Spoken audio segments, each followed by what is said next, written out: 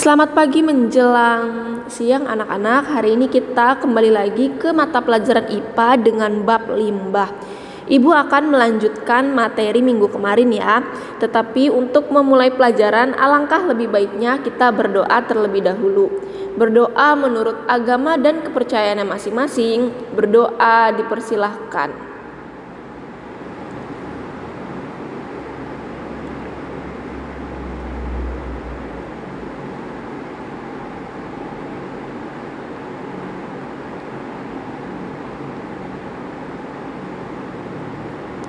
Berdoa selesai. Ibu akan melanjutkan materi minggu lalu ya. Minggu lalu kita sudah membahas mengenai jenis-jenis limbah berdasarkan komponen penyusunnya ya. Ibu review ulang. Jadi limbah berdasarkan komponen penyusunnya itu anak-anak terbagi lagi menjadi dua, yaitu limbah organik dan limbah anorganik. Silakan dikeluarkan buku catatannya dan dicatat dengan lengkap supaya nanti kalau ujian kalian dapat belajar dengan baik dari catatan kalian, karena semua apa yang ibu jelaskan akan ibu keluarkan di ujian. Oke, kita akan membahas yang kedua mengenai jenis limbah berdasarkan sifatnya. Jadi anak-anak, limbah berdasarkan sifatnya terbagi menjadi 5. Yang pertama itu ada limbah mudah meledak. Silakan dicatat ya, ibu beri penjelasan. Jadi limbah mudah meledak ini dapat menghasilkan gas dengan suhu dan tekanan tinggi serta dapat merusak lingkungan. Oke, kemudian limbah mudah terbakar itu apa? Nah, jadi bahan limbah yang mudah terbakar itu menghasilkan gesekan atau percikan api. Jadi jika berdekatan dengan api ya. Jadi limbah yang ketika dia berdekatan dengan api maka dia akan menghasilkan gesekan atau berupa percikan api ya. Kemudian limbah reaktif. Limbah reaktif ini anak-anak dia bersifat mudah bereaksi dengan oksigen atau dengan juga peroksida. Jadi kalau dia bereaksi dengan oksigen atau peroksida yang tidak stabil, kemudian suhunya juga tinggi, maka akan menyebabkan kebakaran ya. Jadi reaktif itu juga menyebabkan kebakaran, tetapi dia harus bereaksinya dengan oksigen atau peroksida. Tapi kalau yang mudah terbakar ini, kalau dia harus bergesekan dan berdekatan dengan api ya. Jadi harus bisa membedakan mudah terbakar dengan reaktif. Kemudian yang keempat ini adalah limbah beracun. Limbah beracun ini dia mengandung racun berbahaya bagi manusia dan lingkungan. Biasanya anak-anak, limbah beracun ini mengakibatkan kematian jika masuk ke dalam laut. Kenapa? Karena laut banyak ikannya ya. Kemarin yang sudah ibu bahas, di dalam ikan ya, di laut banyak ikan. Nah, sedangkan manusia makan ikan, makanya sangat berbahaya, mengakibatkan kematian bagi manusia. Oke, kemudian limbah korosif. Pasti kalian tahu ya, korosif itu limbah yang menyebabkan iritasi pada kulit dan dapat menyebabkan logam berkarat ya. Jadi kalau korosif ini kalau pada kulit, kalau kena kulit kita manusia maka akan menyebabkan iritasi. Tetapi kalau limbahnya terkena dengan logam, maka logamnya akan berkarat ya. Oke, kemudian selanjutnya, nah ini silakan digambar juga ya. Jadi nanti ketika soalnya bentuk gambar kalian tahu ya.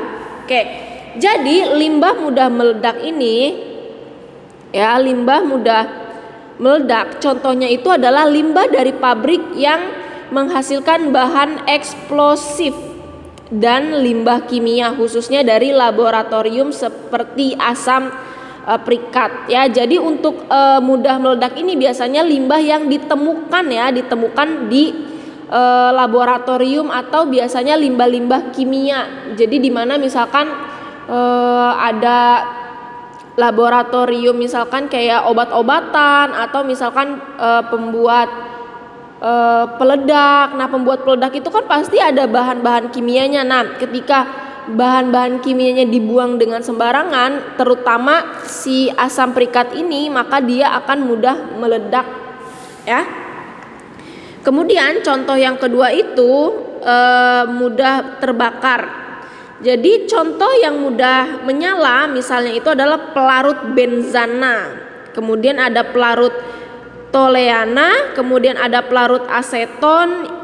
Aseton itu adalah pelarut yang berasal dari industri cat. Kemudian berasal juga dari industri tinta. Kemudian pembersih logam juga dia mudah terbakar dan berasal juga dari limbah kimia. Jadi limbah kimia anak-anak selain dia mudah meledak, limbah kimia juga mudah terbakar. Jadi sangat berbahaya ya. Nah, silakan digambar gambarnya. Jadi untuk yang mudah meledak di sini gambarnya seperti ada bom ya atau apa gitu, kayak ini bom dia terus ada percikan meledak gitu. Kemudian kalau mudah terbakar dia gambarnya api seperti ini. Yang ketiga itu ada limbah reaktif. Contohnya itu adalah zat-zat kimia tertentu yang digunakan di laboratorium seperti magnesium, kemudian ada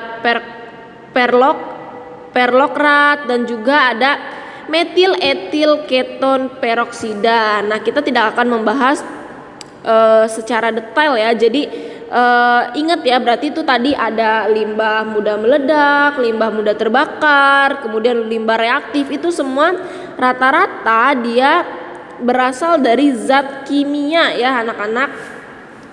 Kemudian yang keempat itu adalah limbah beracun.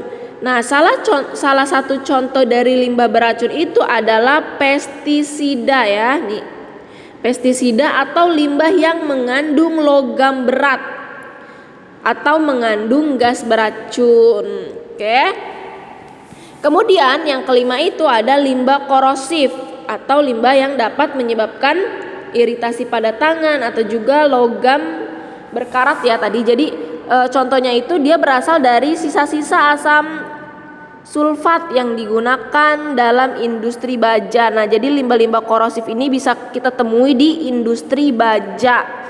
Kemudian limbah asam dari baterai ya.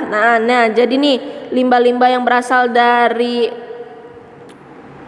baterai. Jadi limbah asam yang berasal dari pabrik baterai atau aki ya.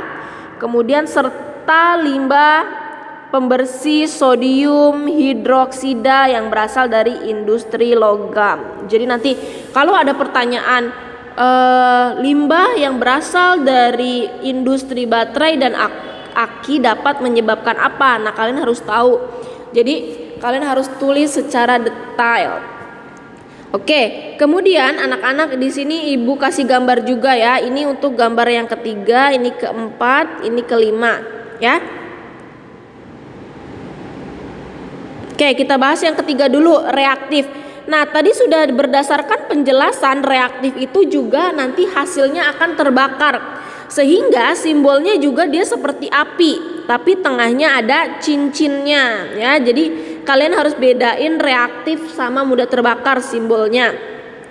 Kemudian simbol limbah beracun itu dia gambarnya tengkorak ya, karena rata-rata limbah beracun itu mengakibatkan kematian. Jadi simbolnya itu tengkorak. Kemudian limbah korosif. Nah, limbah korosif itu tadi artinya kan dia iritasi ya, akan menyebabkan iritasi. Nah, gambarnya juga seperti itu. Kalau dia kena tangan ya, maka tangan kita akan iritasi. Tapi kalau kena si logam, maka dia akan menyebabkan perkaratan pada logam tersebut. Oke, kemudian yang ketiga kita bahas limbah berdasarkan sumbernya. Oke, berdasarkan sumbernya anak-anak terbagi menjadi 5. Nah, di sini tidak ada pengertiannya. Silakan dicatat. Ibu akan menjelaskan pengertiannya. Oke, pertama kita masuk ke limbah rumah tangga terlebih dahulu. Jadi, limbah rumah tangga itu dihasilkan oleh kegiatan rumah tangga. Nah, anak-anak perlu kalian ketahui, limbah rumah tangga itu juga disebut limbah domestik ya. Jadi silakan ditambahkan. Jadi limbah rumah tangga itu bisa disebut juga limbah domestik. Nah, limbah ini dia berupa sisa-sisa sayuran, kemudian kertas, kardus atau karton ya. Itu limbah-limbah rumah tangga. Oke, kemudian limbah industri. Ya. Limbah industri ini dihasilkan dari kegiatan dari produksi pabrik, namanya juga industri ya, berarti dihasilkan dari kegiatan produksi pabrik. Nah, limbah ini dia mengandung zat yang berbahaya, diantaranya dia terkandung bisa jadi ada asam anorganik, kemudian ada juga senyawa organik. Nah, anak-anak, limbah industri ketika dia masuk ke perairan ya akan menimbulkan pencemaran yang dapat membahayakan makhluk hidup pengguna air tersebut. Nah, ini limbah industri itu udah Ibu bahas juga ya yang kemarin. Kemudian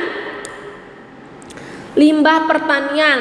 Nah, limbah pertanian dihasilkan dari kegiatan pertanian. Contohnya ada apa aja? Silakan ditulis. Contohnya itu ada sisa daun-daunan, kemudian ada ranting, ada jerami, dan ada kayu-kayu. Jadi yang berhubungan dengan pertanian, limbahnya masuk ke limbah pertanian. Kemudian yang keempat, limbah konstruksi. Nah, limbah konstruksi ini berupa material yang sudah tidak digunakan dari proses konstruksi, perbaikan atau perubahan bangunan. Oke anak-anak. Jadi untuk limbah konstruksi ini terbagi menjadi dua ya, Yang pertama itu ada demolition waste.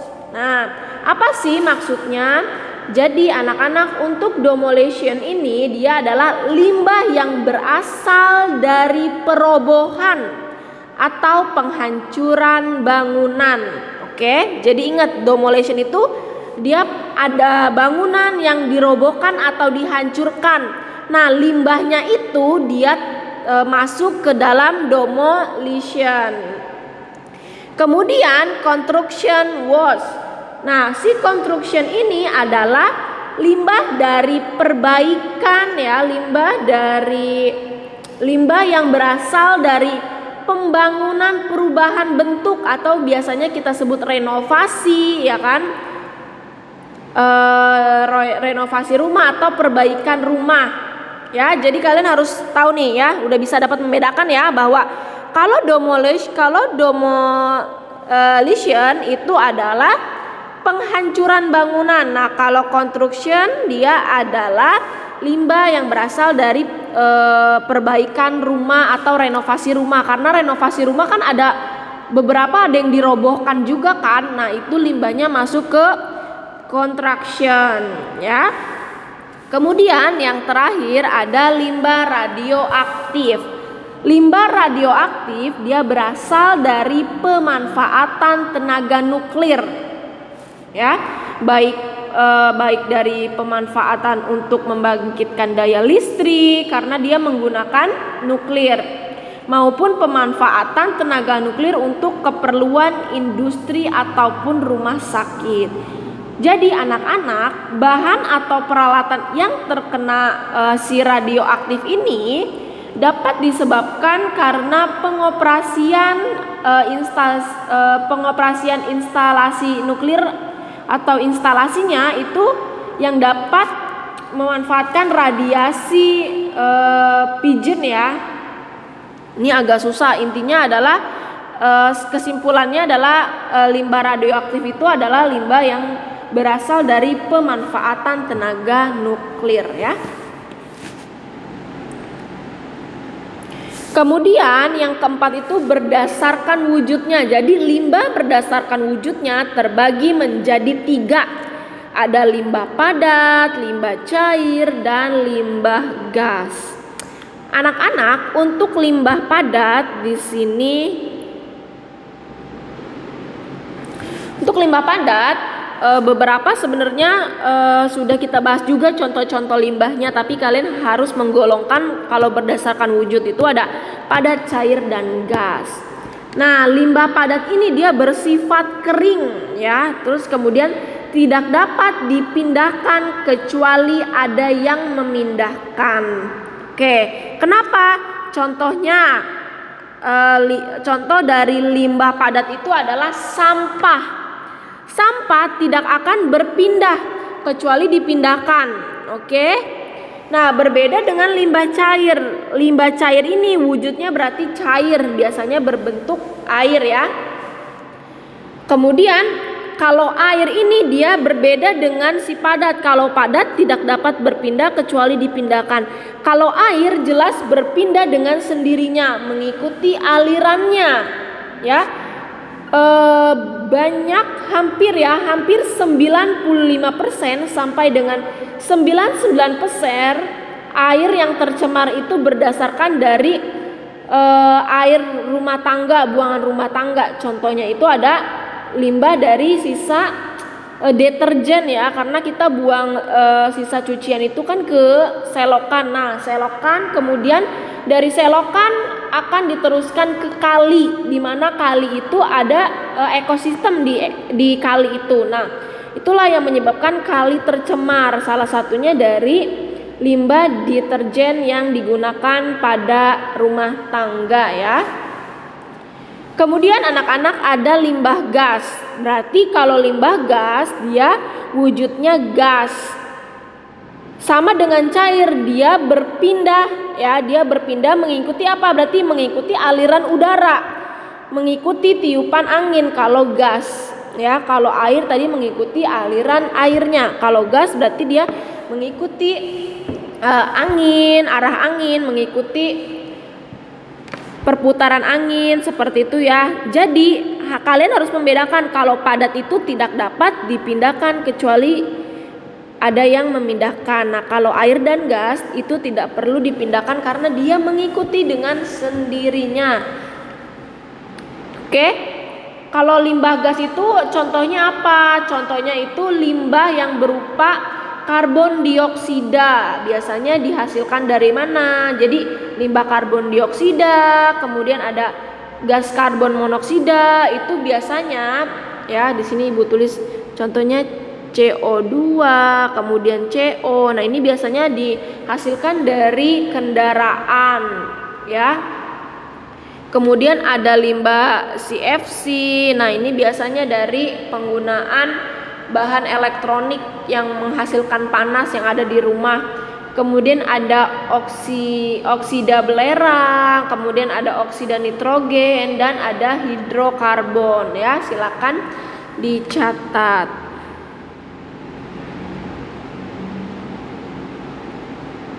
Oke, kemudian kita masuk ke subbab yang ketiga, yaitu mengenai limbah B3. Oke, silakan kalian catat ya. Limbah B3 berdasarkan sini Ibu tulis ya. Berdasarkan peraturan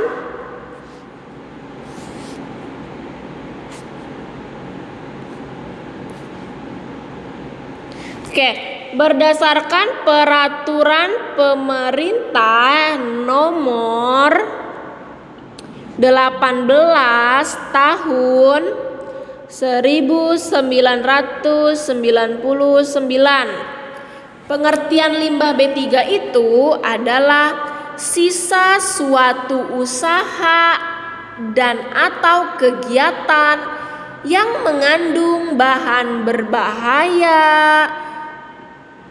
dan kemudian bahan ya, ingat ya, yang berbahan, Ibu ulangi ya sekali lagi ya. Jadi sisa suatu usaha dan atau lingkungan yang berbahan berbahaya dan atau beracun yang terkena sifat atau konsentrasinya atau jumlahnya baik secara langsung maupun tidak langsung dapat mencemarkan atau merusak lingkungan hidup dan atau membahayakan lingkungan hidup, kesehatan, kelangsungan hidup manusia serta makhluk hidup lainnya. Oke, jadi ingat ya, kepanjangan dari B3 itu adalah berbahan berbahaya dan atau beracun. Oke, anak-anak, jadi limbah B3 ini masuk ke lingkungan ya, masuk ke lingkungan melalui media air, media tanah, kemudian udara. Itu dapat mempengaruhi kehidupan makhluk hidup ya. Jadi nanti akan seperti organisme seperti tumbuhan, hewan dan manusia itu akan terpapar oleh zat-zat beracun karena dia tercemarnya melalui media air, tanah, udara ya. Oke, kemudian anak-anak, si limbah B3 ini dia memiliki karakteristik yang hampir sama ya dengan tadi limbah berdasarkan sifatnya. Jadi ada mudah meledak.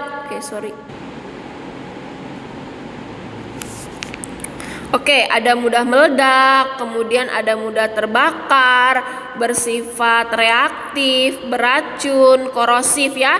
Ini limbah B3 itu ciri-cirinya hampir sama dengan limbah berdasarkan sifatnya. Hanya yang membedakan itu adalah kalau limbah B3 itu menyebabkan infeksi. Jadi nanti kalian kalau ditanya apa perbedaan limbah berdasarkan sifatnya dengan limbah B3, jadi kalian tahu nih perbedaannya adalah kalau limbah B3 itu dia selain mudah meledak, mudah terbakar, bersifat reaktif, beracun, kemudian bersifat korosif, dia juga menyebabkan infeksi. Oke. Kemudian kita masuk ke pengaruh limbah B3 terhadap makhluk hidup. Oke, jadi dibagi nih anak-anak menjadi dua kategori, ada efek akut dan ada efek kronis. Kalian harus membedakan dulu nih, akut itu apa sih, kronis itu apa sih. Nah, silakan dicatat. Jadi anak-anak, untuk efek akut ini dia adalah gejalanya muncul secara cepat atau tiba-tiba. Nah, itu adalah efek akut. Ya. Kemudian kalau efek kronis itu dia tingkatannya di atas lagi akut. Jadi efek kronis ini menggambarkan suatu penyakit yang bisa diderita dalam kurun waktu lama. Biasanya itu lebih dari 6 bulan. Jadi pertama misalkan efeknya akut dulu nih anak-anak. Efeknya akut dulu karena munculnya secara tiba-tiba. Terus pas munculnya secara tiba-tiba ternyata dia menderitanya tuh lama, dalam kurun waktu lama, yaitu kurang lebih dari 6 bulan. Nah, ini masuknya ke efek kronis. Oke. Nah, kemudian efek akut ini dapat menimbulkan beberapa akibat ya. Nah, di sini udah Ibu tuliskan, silakan kalian catat ya. Untuk efek akut dia menyebabkan kerusakan syaraf ya. Kemudian untuk yang kedua dia menyebabkan juga atau menimbulkan kerusakan sistem kardiovaskuler. Sistem kardiovaskuler ini anak-anak adalah sistem jantung ya, yang berhubungan dengan jantung. Jadi kardiovaskuler itu adalah jantung. Kemudian yang ketiga akan mengalami kerusakan sistem pernafasan ya. Jadi efek akut secara tiba-tiba itu akan mengganggu pernafasan. Contohnya biasanya yang paling diserang itu adalah sesak nafas ya. Kemudian kerusakan pada kulit. Nah, contohnya tadi adalah iritasi ya. Kemudian yang paling parah, efek akut ini walaupun dia gejalanya muncul secara tiba-tiba tapi dapat menyebabkan kematian. Oke?